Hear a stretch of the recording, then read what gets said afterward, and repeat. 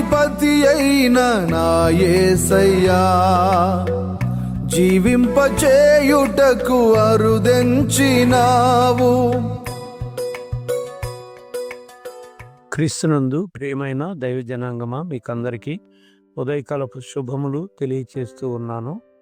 ప్రతి ఉదయం ప్రభువుతో సావాసం అనే కార్యక్రమానికి మిమ్మల్ని ప్రేమపూర్వకంగా ఆహ్వానిస్తూ ఉన్నాను. ఉదయకాలంలో ఇర్మియా గ్రంథంలో ఒక మాట ఉంది, నా మాట అగ్ని వంటిది కాదా, బండను బద్దలు చేయు సుత్తె వంటిది కాదా అన్నాను. దేవుని యొక్క మాటలకి మనుషుల యొక్క మాటలకి చాలా తేడా ఉంటుంది.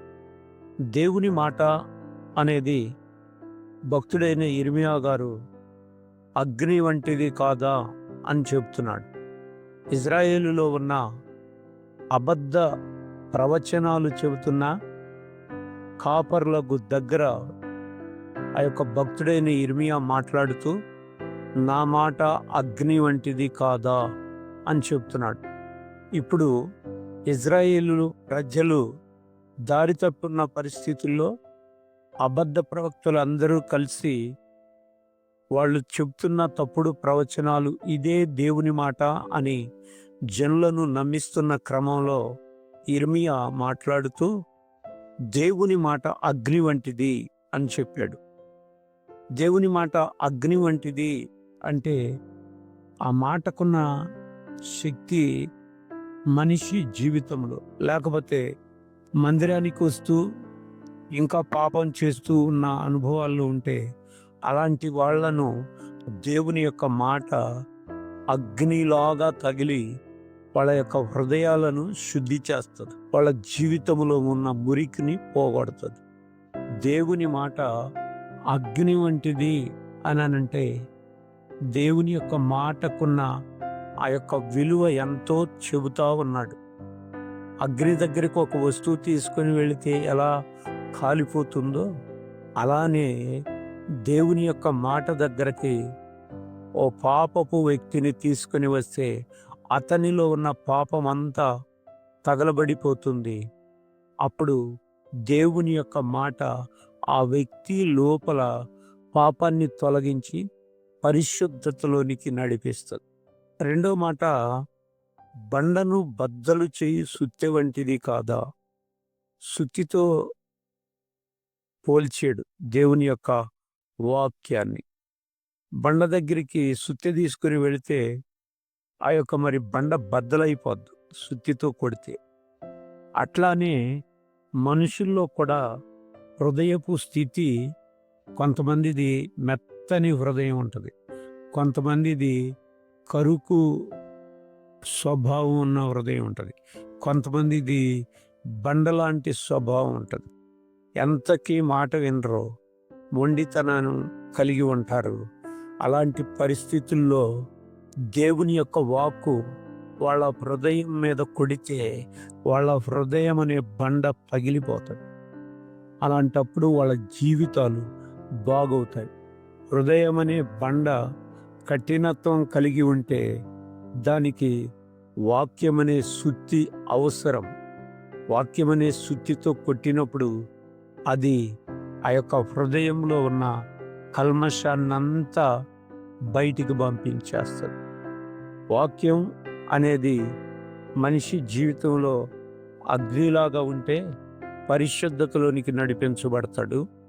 వాక్యం అనేది సుత్తిలాగా ఉంటే అది దేవుని యొక్క పనిని జరిగించి ఆ యొక్క కఠినమైన హృదయాలను బద్దలు చేసి కన్నీరు విడిచేటట్లుగాను దేవునిని కనుగొనేటట్లుగాను చేస్తుంది. ప్రియమైన దేవుని బిడ్డ, నీవు ఎప్పుడైనా సేవకుల ద్వారా కానీ సోషల్ మీడియా ద్వారా కానీ నువ్వు వాక్యం విన్నప్పుడు దేవుని యొక్క నీ వాక్కు నీ దగ్గరకి అగ్నిలాగా వచ్చిందా? ఆ సమయంలో కూడా ఒకవేళ నువ్వు మారలేదా? ఒకవేళ దేవుని వాక్కు నీ దగ్గరికి సుత్తిలాగా వచ్చిందా? నీ హృదయపు బండను కొడుతుంటే అది పగలటం లేదా? ఓ కఠినమైన హృదయం అయిపోయిందా? బండలాంటి హృదయం. ఈ హృదయమే మన జీవితంలో ఉంటే మనం మార్చుకోవాలి. మనము దేవుని యొక్క వాక్యం అనే సుత్తి మన హృదయానికి తగిలితే మన హృదయము బద్దలైపోయి మన లోపల ఉన్న కల్మషమంతా కూడా కడిగివేయబడుతుంది. కనుక దేవుని యొక్క వాక్కు అది అగ్ని, దేవుని యొక్క వాక్కు అది బండను బద్దలు చేయు సుత్తి లాంటిది. సుత్తి అనేది ఎన్నో పరిస్థితుల్లో వాడుతూ ఉంటాం. అయితే ఇక్కడ మాత్రం అది దేనికి పోల్చబడింది అంటే వాక్యానికి సాదృశ్యంగా పోల్చబడింది. వాక్యము అనేది సుత్తిలాగా ఒక వ్యక్తి జీవితము బండలాగా ఉన్నప్పుడు దాన్ని పని చేయించితే బండలాంటి మనస్తత్వం కరిగి నీరైపోతుంది. కారణం ఏంటి అంటే దేవుని యొక్క మాటకు ఆ శక్తి ఉంది. దేవుని యొక్క లేఖనానికి ఆ శక్తి ఉంది. జీవితంలో అనేక సార్లు వాక్కు సుత్తిలాగా నీ దగ్గరికి వచ్చి ఉండొచ్చు. ఇప్పటికీ నువ్వు మారి ఉండకపోవచ్చు. వాక్కు నీ దగ్గరికి అగ్ని రూపంలో వచ్చి ఉండొచ్చు. అయినా ఇప్పటికీ నువ్వు మారకపోయి ఉండొచ్చు.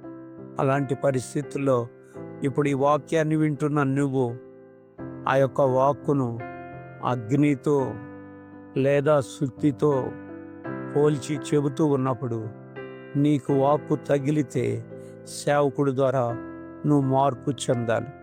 మనం మన జీవితాల్లో దేవుని ఎదుటకు వెళుతూ ఉన్నప్పుడు అగ్ని లాంటి ఆయన వాక్కుతో మనం కాల్చబడగలిగితే మనం శుద్ధి చేయబడతాం. అలానే సుత్తిలాంటి ఆయన వాక్యం మనల్ని కొడితే మన లోపల కఠినమైన పరిస్థితులు అన్నీ కూడా తొలగిపోయి దేవుని యొక్క సన్నిధిని ఆనందించే హృదయం వస్తుంది.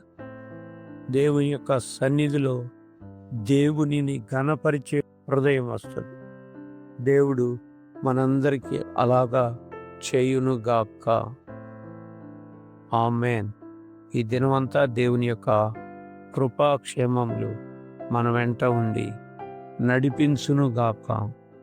ఆమేన్. ఆమేన్.